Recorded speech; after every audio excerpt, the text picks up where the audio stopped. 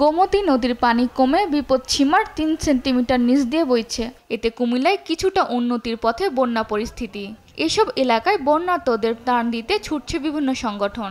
সবকিছু পানির তলে পড়ে গেছে, চাল ডাল ডাল সবকিছু পানির তলে। অনেক মাটির ঘর আছে পড়ে দিছে। যে এলাকাগুলোতে এখনো খাবার পৌঁছায় নাই, ওই এলাকাগুলোতে আমরা ত্রাণ পৌঁছানোর চেষ্টা করব। কুমিল্লার ১৪ উপজেলার ১২৫টি ইউনিয়নে চলছে বন্যা পরিস্থিতি। এখনও পানিবন্দী অন্তত ১০ লাখ মানুষ। তাদের মধ্যে ৮২,০০০ মানুষ গিয়েছেন আশ্রয়কেন্দ্রে। আমাদের জেলা প্রশাসনের তত্ত্বাবধানে আমাদের উপজেলা নির্বাহী অফিসারগণ, আমাদের বিশেষ করে আমাদের ছাত্র সমন্বয়কদের সহযোগিতা এবং স্বেচ্ছাসেবী সংগঠন, আইন শৃঙ্খলা রক্ষাকারী বাহিনী সকলকে নিয়ে সমন্বিতভাবে আমাদের ত্রাণ কার্যক্রম পরিচালনা করছে। উজানের ঢলে ব্রাহ্মণবাড়িয়ায় চরম ক্ষতি হয়েছে মৎস্য খাতে। বন্যার পানিতে ভেসে যায় জেলার ৮৮৬টি পুকুরের মাছ, যার আর্থিক ক্ষতির পরিমাণ প্রায় ১৯ কোটি টাকা। সব হারিয়ে এখন নিঃস্ব তারা। অনেক কিছু ক্ষতি হয়েছে আমাদের, গরু বাছুর, হাঁস মোরগ, ধান চাল, অনেক সামান, আর কি বলবো, অনেক সামান নষ্ট হয়েছে। দোনো পুষ্করণী সহ মিল্লা সম্পূর্ণ মাছ চলে গেছে। আমরা মাছ মনে করে আটকাতে পারি নাই, বহু চেষ্টা করছি, বানবন্দি সিরিয়াটা থেকে কোনো হয় নাই। প্রায় ৩ থেকে ৪ লক্ষ টাকার মাছ আমার এখানে চলে গেছে। নোয়াখালীতেও কিছুটা কমেছে পানি, তবে এখনও পানিবন্দী কয়েক লাখ মানুষ। জেলায় বন্যার প্রভাব পড়েছে স্থানীয় বাজারগুলোতে।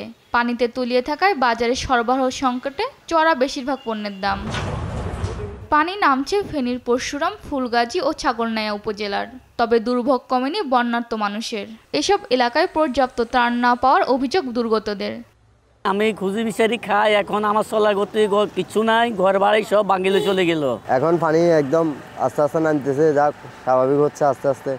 এখনো ঘরে আমরা কোমর পানি, পরশুরাম ফুলগাজী, ওদিকের মানুষ আরো আমরা থেকে বেশি কষ্ট করতেছে। বহুত কষ্ট করতে আছি।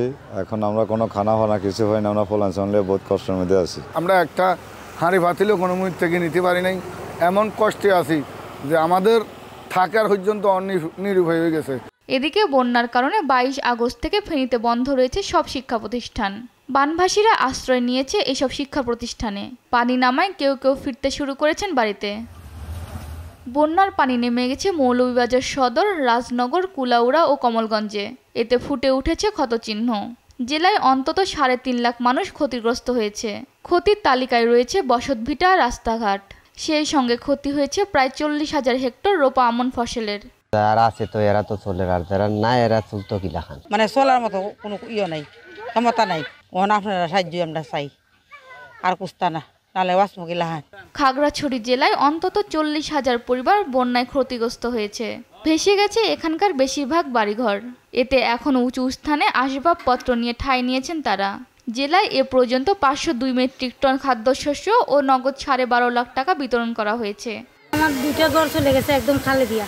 এই যে এখনো আমরা পানি উঠেছে 2 দিন কিছু খাইতে হবে না, এখনো যে রান্না করতে পারি না, তুললে ভাঙ্গা নিয়ে যায়, থাকতে পারি না, খাইতে পারি না, অনেক কষ্ট। বৃষ্টি না হলে দ্রুত বন্যা পরিস্থিতির উন্নতি হওয়ার আশা সংশ্লিষ্টদের। সালমা জাহান, নিউজ ডেস্ক, দেশ টিভি।